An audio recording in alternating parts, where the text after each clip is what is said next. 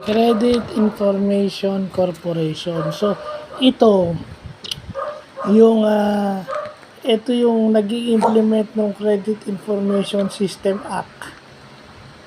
Okay? Ito yung namamahala ng database ng credit card information o credit information ng lahat ng Pilipino. So, kung sa mga deals, meron tayong tinatawag na Philippine Competitions Corporation o PCC. Ito naman yung bahala sa credit card.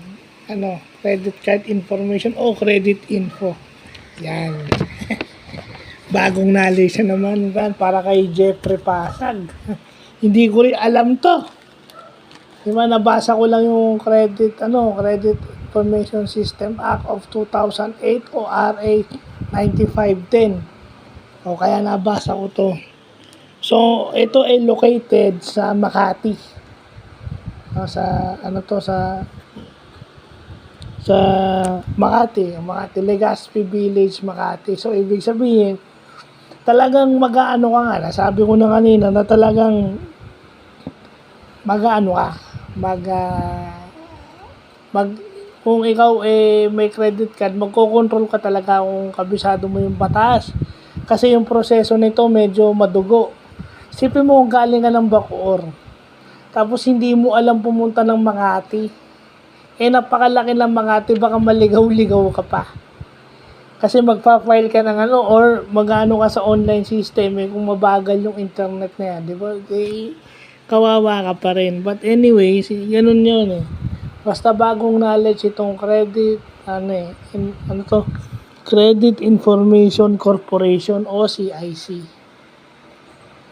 Kasi kung hindi pa rin nabubura yung negative credit information mo, pero na-settle mo na, sila na mag-aayos niyan. Kasi sila ang namamahala dyan. Kumbaga centralized na pala yung credit information sa Pilipinas. Dahil dyan sa CIC na yan.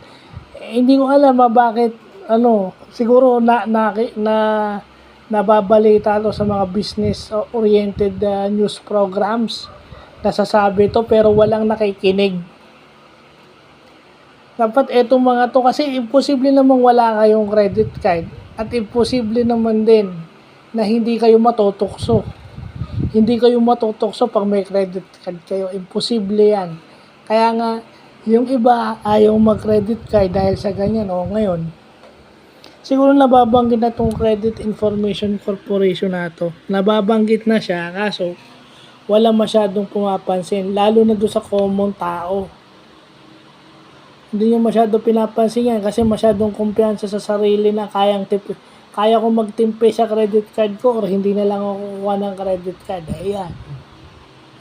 Yung masyadong tiwala sa sarili, yan ang nangyayari. Para kasi tanggol Yeah, so yun, butit nalaman natin yan na may ganyan pala yung Credit Information Corporation. Ito ay Government Owned and Controlled Corporation o GOCC. Ayan, GOCC siya. So pag-aari siya, pinapatakbo siya ng gobyerno. So, yun lang po.